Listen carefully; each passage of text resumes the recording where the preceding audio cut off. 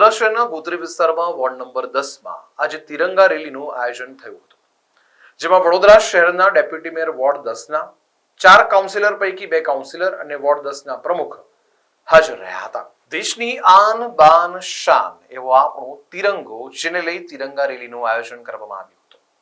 મહત્વની વાત એ છે કે વડોદરામાં જ્યારે તિરંગા રેલીનું આયોજન થાય તો રેલીમાં લોકો જોડાતા હોય છે, પણ આજે વોર્ડ 10 પ્રમુખની અધ્યક્ષતામાં યોજાયેલી રેલીમાં અંદાજિત 30 થી 40 જેટલા લોકો જ જોડાયા હતા। મહત્વની વાત એ છે કે આટલો મોટો વોર્ડ હોય અને આખી ભાજપની પેનલ હોય, તેમ છતાં તિરંગા રેલીમાં લોકો ન જોડાય એવા દ્રશ્યો આ રેલીમાં સર્જાયા હતા। દર વર્ષની જેમ આ વર્ષે પણ ભારતીય જનતા પાર્ટી દ્વારા 15 ઓગસ્ટ પહેલા દરેક વોર્ડમાં તિરંગા યાત્રા કાઢવાનું આયોજન કરવામાં આવ્યું છે।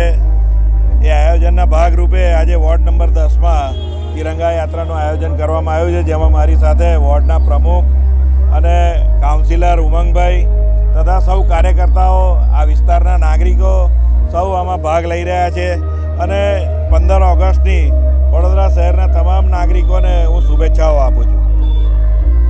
15મી ઓગસ્ટ આઝાદીનું પર્વ જ્યારે સમગ્ર ભારત મનાવવા જઈ રહ્યું છે, એના પૂર્વ ભાગરૂપે આજે વોર્ડ 10ની અંદર ભારતીય જનતા પાર્ટી દ્વારા તિરંગા યાત્રાનું આયોજન કરેલ છે। તિરંગા યાત્રા અમે ગોકુલનગરથી નીકળીને આગળ અંબિકાનગર 4 રસ્તા પૂર્ણ થનાર છે। ખૂબ મોટી સંખ્યામાં કાર્યકર્તાઓ અને આ વિસ્તારના લોકો પણ જોડાયા છે। આઝાદીનું મહત્ત્વ, આઝાદીની અંદર જે લોકોએ બલિદાન આપ્યા છે એને પણ યાદ કરીએ, જે રીતે જે તકલીફો વેઠી છે અગાઉ પૂર્વની અંદર એને પણ યાદ કરીએ અને વિસરાય નહીં, અને આઝાદીનો ઉત્સવ આપણે સમગ્ર વડોદરા શહેરવાસીઓ, ભારતવાસીઓ ખૂબ ઉત્સાહથી મનાવીએ।